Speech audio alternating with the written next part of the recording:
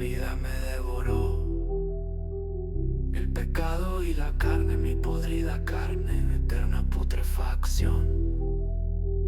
Hoy decido sentir, mi corazón parado quedó.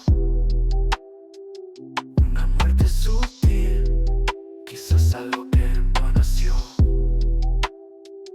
Hoy siento resurgir de tu vientre un reluciente solo y trato de encurrir. Y una flecha me atravesó y mi pecho partió en dos. Y la sangre que derramó yo sustento al suelo muerto. Y allí yazgo y no perezco.